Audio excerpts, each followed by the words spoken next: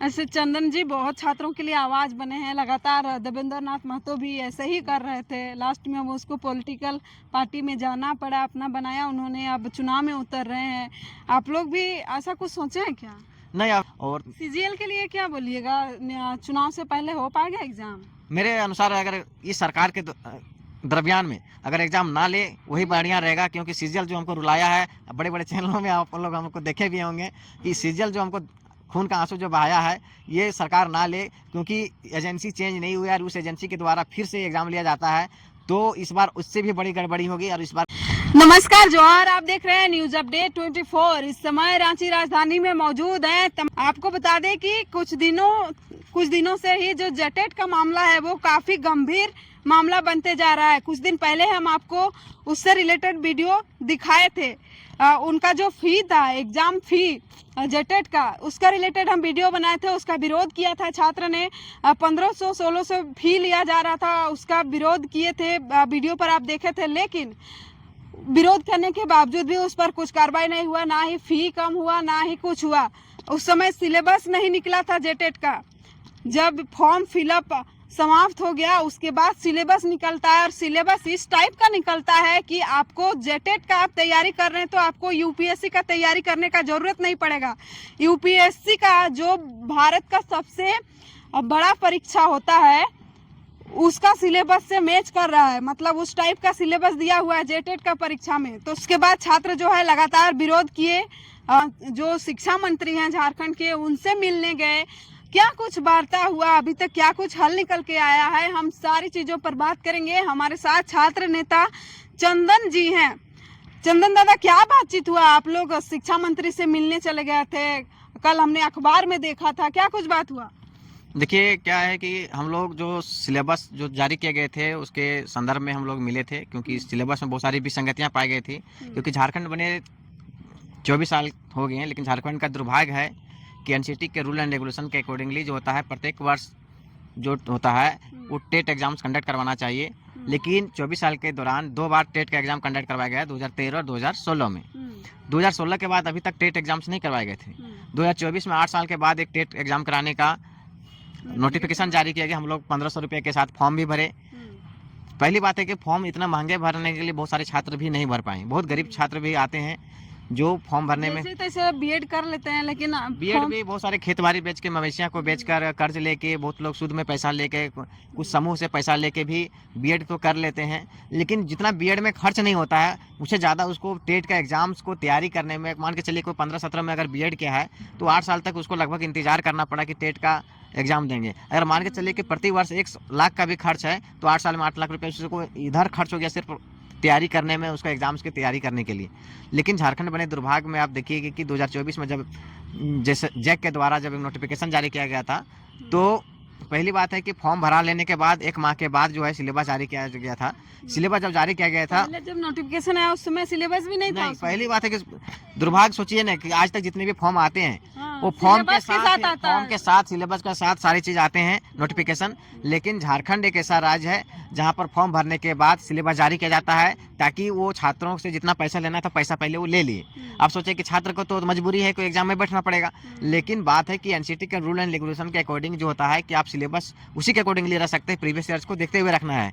लेकिन सिलेबस को जारी ना करके देखेंगे कि 1 to 5 में क्लास का जो सिलेबस जो जारी किया गया था, वो आपकी जो उनकी करिकुलम होनी चाहिए 1 to 5 का, वो 1 to 5 क्लास की ही होनी चाहिए। उसकी डिफिकल्टी लेवल अप टू 10 तक होनी चाहिए। अब सोचिए कि अगर कोई 1 to 5 प्राथमिक लेवल का शिक्षक बनेगा तो उसको इंटीग्रल कैलकुलस, डिफरेंशियल कैलकुलस कहाँ से जानेंगे, कोऑर्डिनेट ज्योमेट्री कहाँ से जानेंगे, प्रोबेबिलिटी कहाँ से पढ़ेंगे, वो तो पढ़े नहीं होंगे। अलजेब्रा, ये सारे टॉपिक्स जो हैं, शिक्षक बनने के लिए ये सब जानना भी तो जरूरी है। आप लोग छात्रों को कैसे पढ़ाइए अगर नहीं जाने? 1 to 5 पढ़ाने के लिए उसके जो होते हैं करिकुलम, जो एनसीटी के रूल एंड रेगुलेशंस को, जो गाइडलाइन को जो फॉलो करता है, उसके अकॉर्डिंगली जो है सिलेबस 1 to 5 के करिकुलम से ही होते हैं। बट उसके डिफिकल्टी लेवल, प्रश्न के जो लेवल होते हैं, आप अप टू 10 तक पूछ सकते हैं। जो एनसीटी के रूल एंड रेगुलेशन के अकॉर्डिंगली आपको देख सकते हैं, साफ साफ अक्षरों में यहाँ पर लिखा हुआ है कि there will be 2 papers of the TET. Paper 1 will be a person who intend to be a teacher for class 1 to 5. Paper 2 will be a person who intend to be a teacher for class 6 to 8. A person who intend to be a teacher either for classes 1 to 5 for classes 6 to 8 will be appointed to both appears when paper 1 and paper 2. समझे। और जो syllabus जो होंगे उसके accordingly 1 to 5 के लिए जो curriculum होंगे 1 to 5 के ही होंगे, और 6 to 8 के जो करिकुलम होंगे 6 to 8 ही होंगे। बट डिफिकल्टी लेवल जो है वो डिफरेंट होते हैं। 1 to 5 के जो डिफिकल्टी लेवल होते हैं अप टू 10 तक होती है, और जो डिफिकल्टी लेवल जो होता है 6 to 8 के लिए उसके अप टू 12 तक होता है। इसका मतलब होता है कि 12th लेवल तक आप प्रश्न 2-4 प्रश्न पूछ सकते हैं, ऐसा नहीं कि 12th लेवल तक ही सारे प्रश्न को पूछ सकते हैं एग्जाम्स में, ये भी चीज़ है। और एक आर्ता एग्जाम, इससे कोई नौकरी थोड़ी लगने जा रहा है। अगर क्वालिटी आपको चेक करना है तो जब शिक्षक बहाली होगी उसमें आप क्वालिटी चेक कर सकते थे। ये आर्ता एग्जाम पास करने के बाद अगर 2016 में भी जो आर्ता एग्जाम पास किए, ये बात बहुत बड़ा है, क्योंकि ये परीक्षा पास करने के बाद ऐसा बात नहीं ना कि उनको टीचर का ही नौकरी मिल जाएगा, बस ये नौकरी थोड़ी लगने जा रही है। 2016 में जो पास किए हैं वो अभी भी 8 साल से इंतजार कर रहे हैं सहायक आचार्य टीचर का बहाली के, क्योंकि झारखंड में देखते हैं कोई बहाली आता नहीं है। मतलब यहाँ पर किसी भी बहाली आना एक त्यौहार के जैसा होता है, लोग इस तरह से खुश होते हैं, लेकिन देखते होंगे सारी चीज भ्रष्टाचार के भेंट उड़ जाती है, सारे पेपर लीक हो जाते हैं। क्या बात हुआ, हम जो चीजें हैं जो लोग जानना चाहते हैं वो चीज शिक्षा मंत्री और शिक्षा निदेशक सर से और जब हमारी बात हुई तो सार्थक बात हुई कि जो सारे पॉइंट बिंदुओं को जो था कि सिलेबस में क्या गड़बड़ियां क्या विसंगतियां हैं, क्योंकि जो 6 to 8 का जो सिलेबस था आईटी जेम जो 2025 का जो दिल्ली को कंडक्ट करवाने के लिए किया गया था, उसे जो होते हैं आप एमएससी कर सकते हैं आईटी कॉलेज से, वो सिलेबस जारी कर दिया गया था। लेकिन उस सिलेबस का वायलेंसन एनसीटी का वायलेंसन हो रहा था, तो उसको जो हम लोग बोले कि सर ये जो सिलेबस है वो सिलेबस एनसीटी को रूल एंड रेगुलेशन को फॉलो नहीं कर रहा है सर, प्रीवियस ईयर्स का फॉलो नहीं कर रहा है, छात्र परेशान है सर, हताश हैं।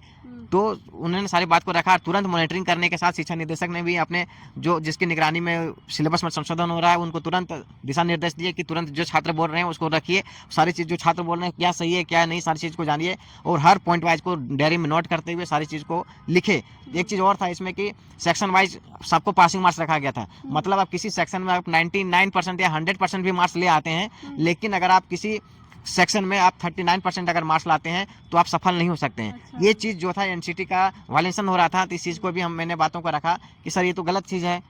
जैसे क्या होता है कि सीटेट एग्जाम्स होते हैं तो उसमें भी बच्चे का जो होता है 60% मार्क्स लाने होते हैं, 55% मार्क्स लाने होते हैं, तो उसमें किसी प्रकार की गड़बड़ियाँ विसंगतियाँ नहीं है। तो आपके यहाँ पर झारखंड में एक ऐसा कैसे राज्य है कि पूरे भारतवर्ष में कि आप इस प्रकार से section wise division passing marks रखिएगा, तो इस बात को उन्हें ध्यानपूर्वक सुनना और उस चीज़ पॉइंट को हटा दिया। और 3 चीज़ जो मैं बता रहा हूँ वही 3 चीज़ आपको पॉइंट में देखने को मिलेंगे कि जो कि टाइपिंग हो रहा था उस समय मैं वहीं पर पहुंचा हुआ था जिस मैम के निगरानी में किया जा रहा था। पहला चीज़ है कि प्रीवियस ईयर्स के जब सुधार हो रहा था उस टाइम आप लोग पहुंच गए।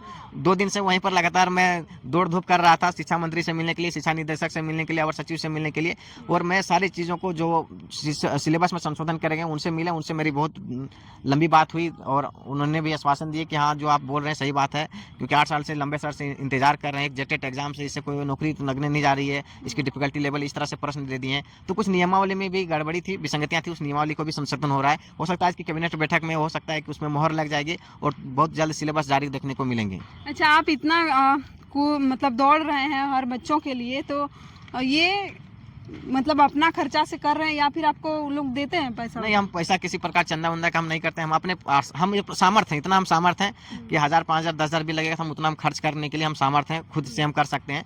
छात्र अपने परेशान हताश हैं, हम उसके लिए हम आवाज़ बन रहे हैं, बहुत बड़ी बात है, क्योंकि हम भी एक छात्र रह चुके हैं। छात्र में क्या समस्या से जूझना पड़ता है, कितने दूर से लोग करते हैं, कैसे करते हैं, नहीं करते हैं, हम हर चीज़ को जान रहे हैं, क्योंकि हम भी एक गरीब परिवार से आते हैं, तो इस चीज़ को हम समझते हैं।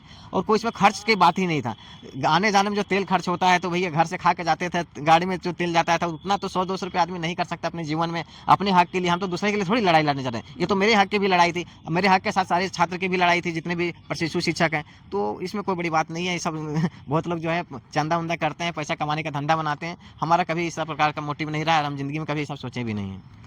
ऐसे चंदन जी बहुत छात्रों के लिए आवाज़ बने हैं, लगातार देवेंद्र नाथ महतो भी ऐसे ही कर रहे थे, लास्ट में वो उसको पॉलिटिकल पार्टी में जाना पड़ा, अपना बनाया उन्होंने, अब चुनाव में उतर रहे हैं।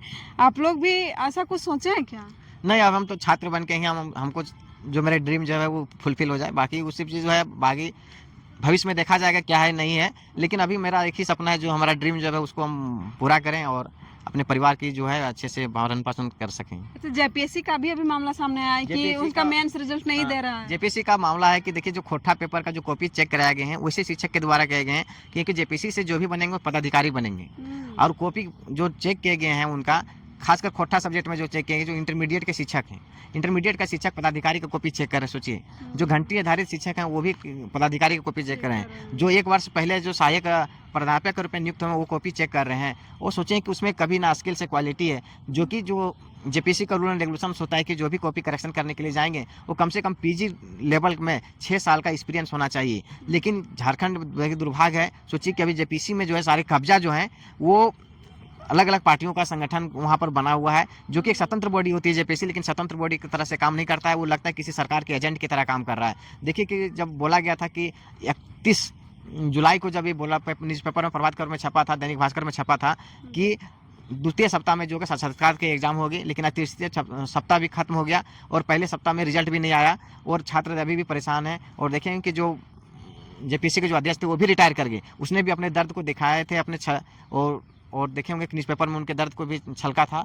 और सीजीएल के लिए क्या बोलिएगा, चुनाव से पहले हो पाएगा एग्जाम? मेरे अनुसार अगर इस सरकार के दरमियान में अगर एग्जाम ना ले वही बढ़िया रहेगा, क्योंकि सीजीएल जो हमको रुलाया है, बड़े बड़े चैनलों में आप लोग हमको देखे भी होंगे कि सीजीएल जो हमको खून का आंसू जो बहाया है ये सरकार ना ले, क्योंकि एजेंसी चेंज नहीं हुई है और उस एजेंसी के द्वारा फिर से एग्जाम लिया जाता है।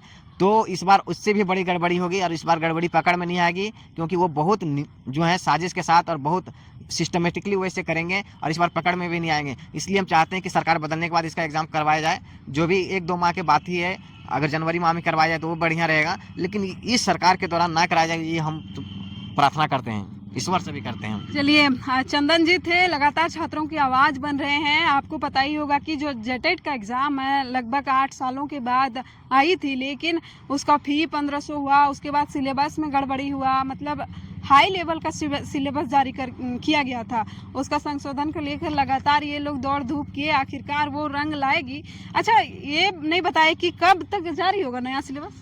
आज कैबिनेट के बैठक में हो जाएगी, तो आज अगर कैबिनेट बैठक हो जाती है तो 2 से 3 दिन के अंदर सिलेबस आपकी जारी हो जाएंगे और सारी चीज़ जो है सिलेबस जारी होने के बाद कब एग्जाम होंगे वो भी चीज़ जारी कर दिए जाएंगे। क्योंकि हमने ये भी बात बोला कि सर 8 साल के बाद इंतजार कर रहे छात्रों को तो कम से कम पढ़ने के लिए 2 माह का समय दिया जाए, ताकि छात्र अच्छे से तैयारी कर सकें और सफल हो सकें। चलिए, जेटेट को लेकर सारी खबरें आप तक पहुँच गई होगी, जानकारी आप तक पहुँच गई होगी और तमाम खबरों के लिए आप हमसे जुड़ सकते हैं। धन्यवाद, शुक्रिया।